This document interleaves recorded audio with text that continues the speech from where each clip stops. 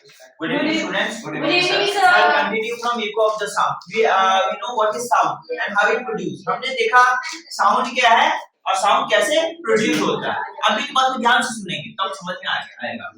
देखिए, अगर हम sound समझ चुके तो sound का characteristics थोड़ा समझ, ठीक है? तो साउंड का जो कैरेक्टरिस्टिक्स या प्रॉपर्टी है उसमें तीन प्रॉपर्टी साउंड का आता है, ठीक है? क्लियर? 3 4. अच्छा, बताइए कौन कौन सा? बोलिए. चार आता है, ठीक है? देखो Shubham, sound has 3 characteristics. First, loudness, pitch, quality और टिम्बर. क्वालिटी को एक लोग टिम्बर बोलते हैं. Sir amplitude. ओके, क्या नहीं, एम्पलीट्यूड आपका एम्पलीट्यूड पर लाउडनेस मेन होता है. एक्चुअली लाउडनेस ही एम्पलीट्यूड पर डिपेंड होता है. एम्पलीट्यूड एक फैक्टर है जिस पर लाउडनेस डिपेंड करता है. मैं आपको समझा दूंगा, सब क्लियर हो जाएगा. समझ में आ रहा है? सो अगर हम लोग कैरेक्टरिस्टिक्स बोल रहे हैं साउंड का, तो हम लोग का 3 मेन कैरेक्टरिस्टिक्स ऑफ साउंड कर दिया. First, pitch, loudness and quality और टिम्बर. क्लियर? अब मेरी बात को ठीक से सुनिएगा, ठीक है? अब सबसे पहले हम बात करते हैं लाउडनेस ऑफ द साउंड. तो देखो लाउडनेस क्या होता है. लाउडनेस होता है हम कितना जोर से चिल्लाएंगे, कितना मेरा साउंड हेवी है, भारी है, मतलब समझ में आ रहा है? A like this loudness of the sound. समझ में आ गया? लाउडनेस क्या? ये जो लाउडनेस होता है ये डिपेंड किस पर करता है? सुनिए, लाउडनेस डिपेंड करता है एम्पलीट्यूड पर. ये याद रखिएगा. जिस साउंड का, जिस वाइब्रेटिंग बॉडी का एम्पलीट्यूड हाई होगा उसका डेफिनेटली लाउडनेस हाई होना ही होना है. क्लियर? अब एम्पलीट्यूड क्या है सर? वो हमने आपको बताया था कि जब वाइब्रेटिंग बॉडी वाइब्रेट करेगा ऐसे ना करेगा. Can you see my this? तो यानी कि मीन पोजीशन से एक साइड वो जितना डिस्प्लेस करेगा, that is maximum displacement is called amplitude. समझ में आ गया? यानी अगर हम ये मीन पोजीशन ले लें और हम ये वाइब्रेटिंग बॉडी को ले लें तो मीन पोजीशन से एक साइड वो जितना वाइब्रेट, एक जितना चला जाए. समझ में आ रहा है? फिर इधर क्या होगा बताते हैं. जैसे यहाँ मैं ऐसे वाइब्रेट कर रहा हूं, तो वाइब्रेट करेगा तो मीन पोजीशन से एक साइड मैक्सिमम जाएगा तब रिटर्न आएगा. तो पहले मैक्सिमम जाएगा, यहाँ से मैक्सिमम जो डिस्टेंस कवर किया यही लाउड एम्पलीट्यूड है. और मीन पोजीशन से एक साइड का मैक्सिमम डिस्प्लेसमेंट, दोनों तरफ का नहीं, मीन पोजीशन से एक तरफ का मैक्सिमम डिस्प्लेसमेंट ही लाउडनेस कहलाएगा. क्लियर? अगर हम ये वाइब्रेटिंग बॉडी लिए, अगर हम ऑसिलेटिंग बॉडी ले ले यहाँ पर, तो ऐसे हिलेगा, ऑसिलेट करेगा. तो मीन पोजीशन से एक तरफ का मैक्सिमम कितना जा सकता है, दैट इज कॉल्ड एम्पलीट्यूड. समझ में आ गया? लाउडनेस इसी के ऊपर लाउडनेस डिपेंड अपॉन एम्पलीट्यूड. अब मेरी बात को सुनो. अब एम्पलीट्यूड किसके ऊपर डिपेंड करेगा? एम्पलीट्यूड डिपेंड करेगा लेंथ ऑफ स्ट्रिंग. मतलब कि जितना बड़ा ऑब्जेक्ट होगा उसका एम्पलीट्यूड ज्यादा होगा. जितना शॉर्ट ऑब्जेक्ट होगा, छोटा ऑब्जेक्ट होगा, उसका फ्रीक्वेंसी हाई होगा. समझ में आ गया? बड़ा ऑब्जेक्ट होगा उसका एम्पलीट्यूड हाई होगा, छोटा ऑब्जेक्ट होगा उसका फ्रीक्वेंसी हाई होगा. Keep it in mind. समझ में आ गया हमने क्या बोला? ओके? तो लेंथ ऑफ स्प्रिंग बोले. हाँ बोले ना. लेंथ तो समझ, स्प्रिंग का मतलब नहीं, लेंथ ऑफ स्ट्रिंग धागा. कोई vibrating body, not vibrating body खाली स्ट्रिंग नहीं हो सकता, कोई भी वाइब्रेटिंग बॉडी हो सकता है. अब देखो पंखा ऐसे घुमा रहे हो, हिला रहे हो गर्मी के दिन, तो वाइब्रेटिंग बॉडी कहलाएगा वो भी. समझ? स्प्रिंग खींच के छोड़ दिया तो वाइब्रेट, वो भी वाइब्रेटिंग बॉडी है. तबला का वाइब्रेट, वो भी vibrating body can not only be string, it may be anything whatever vibrate. जो भी वाइब्रेट हो तो वाइब्रेटिंग बॉडी होगा.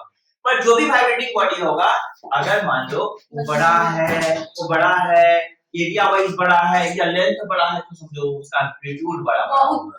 और एम्पलीट्यूड ज्यादा होगा तो उसका लाउडनेस बड़ा होगा. समझ रहे? कंसीडर करो ना, एक बड़ा सा ड्रम, इतना बड़ा ड्रम, ठीक है?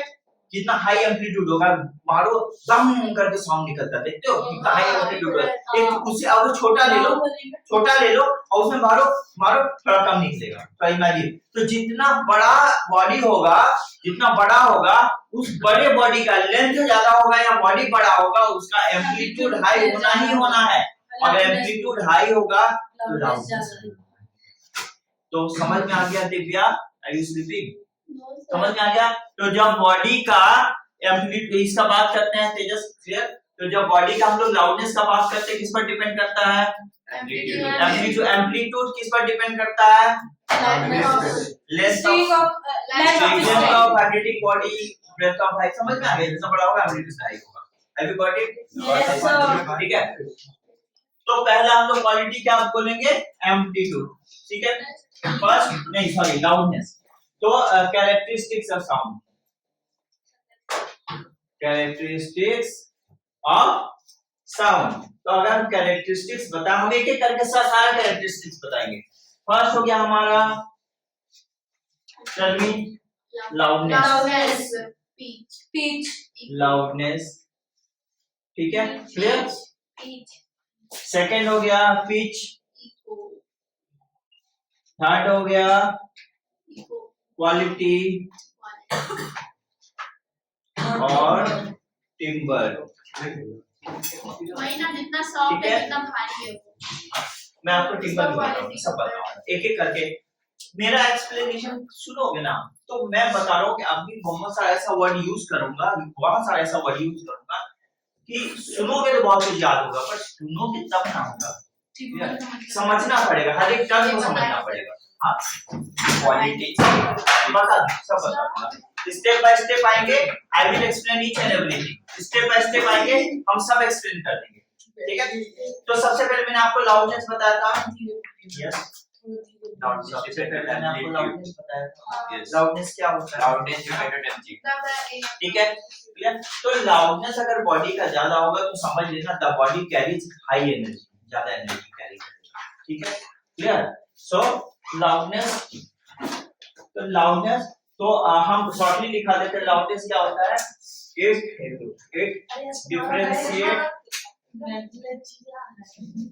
Differentiate between faint sound and loud sound। समझ में आ गया?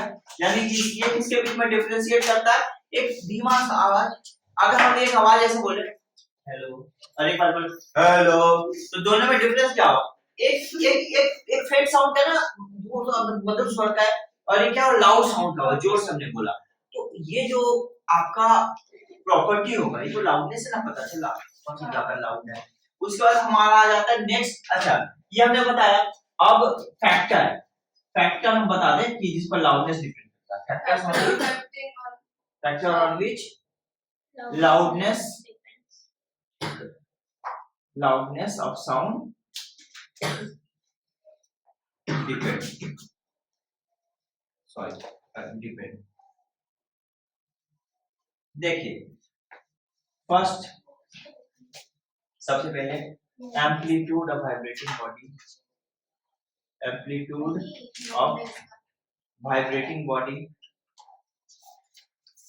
एम्पलीट्यूड और लाउडनेस दोनों पर डिपेंड है ना, जो ज्यादा होगा उसके साथ वो भी ज्यादा होगा। लाउडनेस ही एम्पलीट्यूड पर डिपेंड करता है। एम्पलीट्यूड भी तो ज्यादा होता है तो लाउडनेस भी तो ज्यादा होता है। नहीं, एम्पलीट्यूड क्या है? रीजन है, ये एक फैक्ट है। ये रीजन है, ये रीजन, ये फैक्ट है। हमने खाया क्यों? क्योंकि मुझे भूख लगा, ठीक है। तो इफेक्ट क्या हुआ? हमने खाया। रीजन क्या हुआ था? हमें भूख लगा। तो ये समझिए, ये क्या है? एम्पलीट्यूड। जब मैं बढ़ाऊंगा तो लाउडनेस बढ़ेगा, तो ये तभी बढ़ सकता है जब ये होगा, नहीं तो नहीं। समझ में आ गया? समझ में आ गया? इक्विवेलेंट बोल सकते हो, और ये depend on this factor, but ये इस पर डिपेंड करे जरूरी नहीं, ये इस पर डिपेंड करेगा। अब ये हमारा कंप्लीट, आप समझ गए मैं क्या बोल रहा हूँ? लाउडनेस, ठीक है। और एरिया ऑफ वाइब्रेटिंग बॉडी,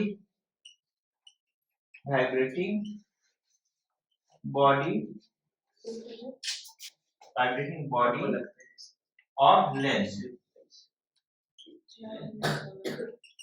ठीक है। अब यहाँ पर मैं आपको शॉर्टली समझा देता हूँ एम्पलीट्यूड पर कैसे डिपेंड करता है। डायरेक्टली प्रोपोर्शनल, ये भी हो जाएगा डायरेक्टली प्रोपोर्शनल। देखिए क्या, क्यों? देखिए सीधी सी बात है भाई, जितना ज्यादा हम बढ़ा देंगे एम्पलीट्यूड उतना ये लाउडनेस बढ़ेगा, तो that is called directly proportional. मतलब एक बढ़ाऊंगा तो वो बढ़ेगा ही बढ़ेगा, ये भी बढ़ाऊंगा तो वो बढ़ेगा ही बढ़ेगा। क्लियर? समझ रहे हैं? Yes. ठीक है।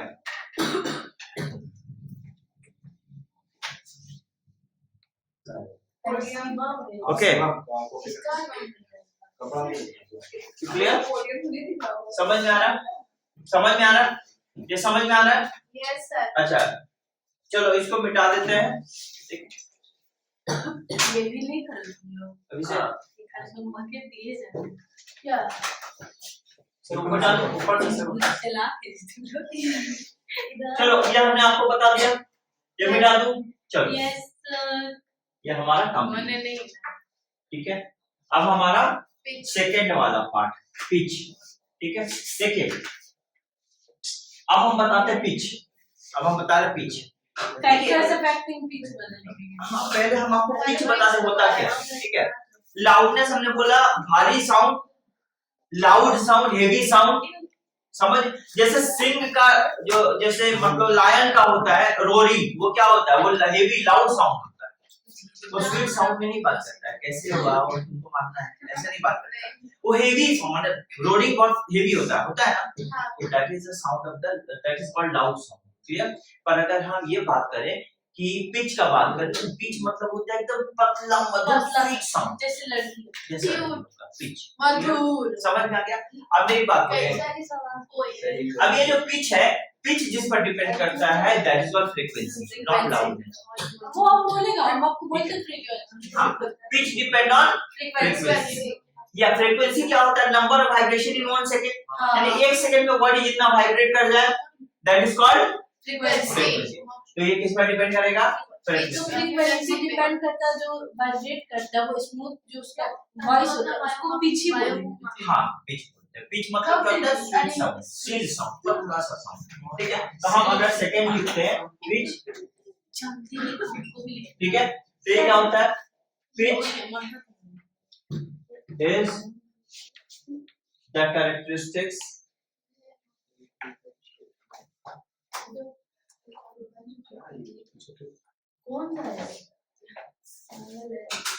of sound which differentiate between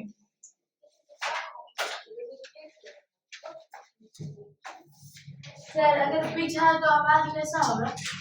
हाँ स्मूथ होगा, श्रील एकदम पतला सा स्मूथ होगा। फीमेल की वॉइस का देखो स्मूथ, ठीक और है। पिच कम हो तो? हाँ कम हो तो? पिच कम हो तो धीमा होगा, आपको कम सुनाई पड़ेगा। और लाउडनेस ज्यादा हो तो? तो रोरिंग सिंग का तरह कम लाउड साउंड, लाइक अ और कम लायन। हो तो? हाँ कम हो तो? कम हो तो भी धीमा सुनाई पड़ेगा।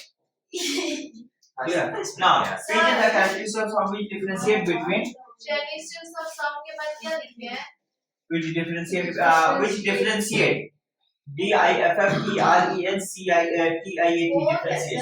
between, ठीक है, loud sound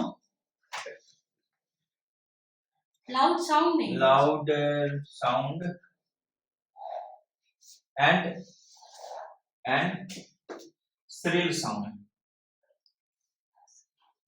पतला आवाज बोलते हैं। हाँ उसमें डिफरेंशिएट कर सकते हैं, ये क्वालिटी है तभी तो, नहीं तो सब तो लाउड लगता है। ये क्वालिटी है तभी तो दोनों में डिफरेंशिएट कर सकते हैं हम। समझ में आ गया? तो this is the pitch, clear? समझ में आ गया? ओके अब इसको हटा दो। अच्छा तो यहाँ एक टर्म लिखेंगे, ठीक है। ऊपर में लिख दीजिए। ये कौन सा फैक्टर पर डिपेंड करता है, ठीक है। Factors affecting pitch Frequency. Factor on which Pitch On of which? sound depends. pitch of sound depends, ठीक है ना। pitch of sound depends on frequency depends on frequency frequency का हर्ज होता है ना। of, हाँ फ्रीक्वेंसी हाँ हर्ट्ज यूनिट हर्ट्ज होता है, frequency of vibrating body, या तो pitch किस पर डिपेंड करता है, depends on frequency of vibrating body। ये किस पर डिपेंड करता है, क्लियर? सर नीचे वाला शुभ नीचे वाला हो character। हाँ मेरे Pitch हमको है, भी लिखना है और उसका definition बोलिए। pitch is the characteristic of sound which differentiate between loud, LOUD, loud sound and shrill sound. Loud लिख देता हूँ, loud sound and shrill sound. अब pitch of the sound depends on the frequency of vibrating body. एक बात बता रहा हूँ, जब vibrating body का length छोटा होगा string, तो उसका आप जानते हो sound का frequency high हो जाता है। क्या बोले एक बार फिर से बोलिए कोई भी vibrating body की लंबाई लेंथ छोटा होता है तो उसका फ्रीक्वेंसी हाई हो जाता है। नॉट ओनली द लेंथ, अगर एरिया भी कम हो जाए तो उसका फ्रीक्वेंसी हाई बढ़ जाएगा, लाउडनेस घट जाएगा। याद रखना, इसीलिए छोटा सा इंस्ट्रूमेंट होता है ना, जो छोटा स्ट्रिंग होता है, छोटा ड्रम होता है, कोई भी छोटा इंस्ट्रूमेंट, उससे जो साउंड निकलता है उसका हाई फ्रीक्वेंसी साउंड निकलता है, माने हाई पिच का साउंड निकलता है, बड़े से जबकि हाई लाउडनेस का निकलता है। याद रखिएगा। तो जो भी होगा, तो इसलिए बोलते हैं ना कि फीमेल का जो साउंड होता है श्रिल क्यों होता है, क्योंकि उसको उसका जो वोकल कॉर्ड होता है लेंथ उसका छोटा होता है, ठीक है। मेल का बड़ा होता है, सिंस मेल का बड़ा होता है, मेल का बड़ा होगा तो हाई एम्पलीट्यूड का साउंड होगा, ज्यादा एम्पलीट्यूड का होगा तो लाउडनेस ज्यादा होगा साउंड में। और फीमेल का शॉर्ट लेंथ होता है वोकल कॉर्ड का, तो क्या होता है वाइब्रेशन फास्ट होता है, वाइब्रेशन होगा तो फ्रीक्वेंसी हाई होगा, हाई फ्रीक्वेंसी होगा हाई पिच साउंड निकलेगा। क्लियर, समझ में आ रहा है मैं क्या बोल रहा हूँ? That is called pitch of the sound. Yes, that is what pitch of the sound. Okay. तो ये पिच पर कैसे डिपेंड करता है? Directly proportional to directly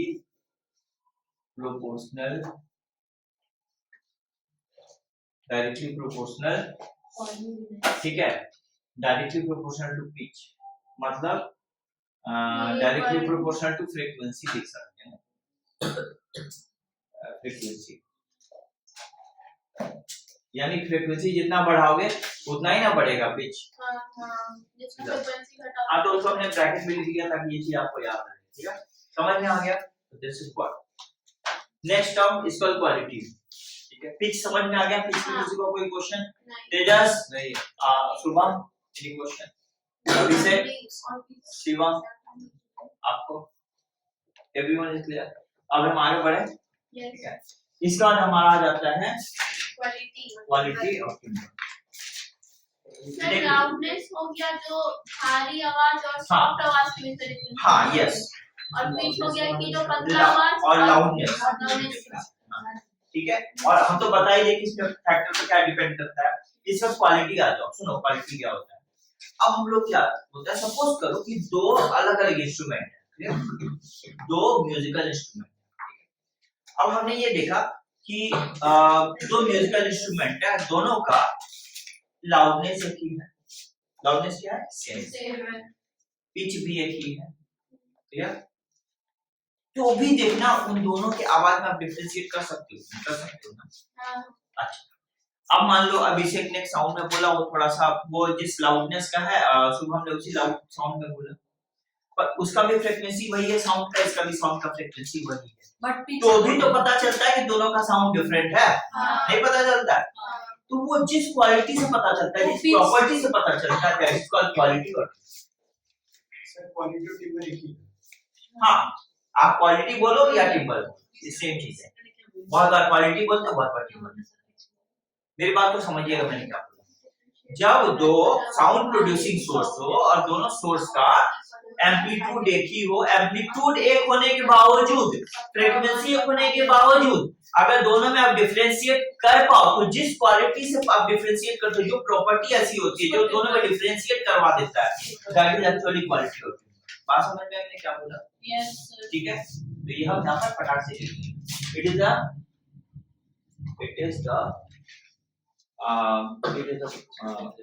characteristics of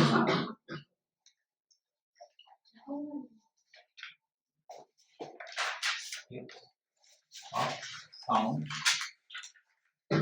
which differentiate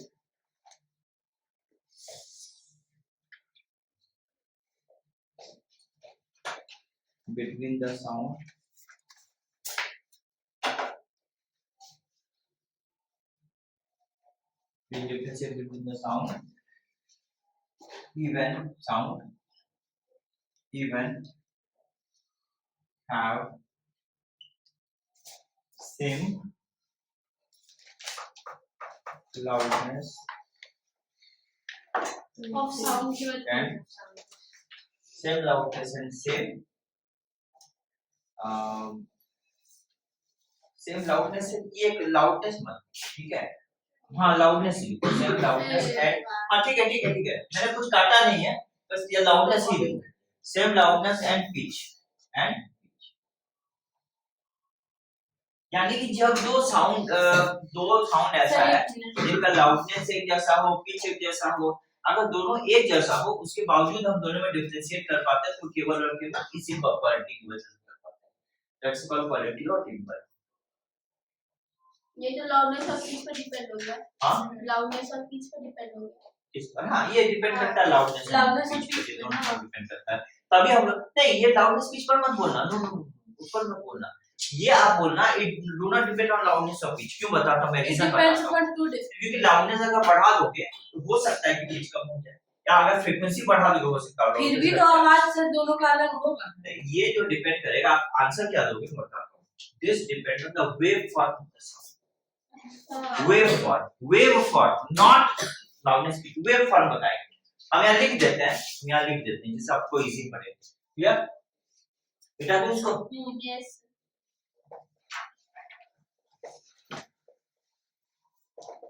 ऊपर वाला पिच बस एक पिच। चलो कोई बात नहीं,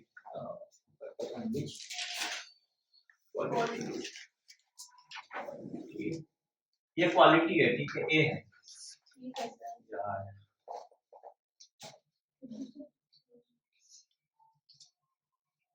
क्वालिटी और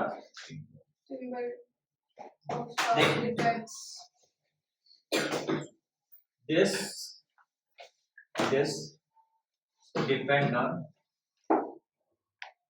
waveform of waveform of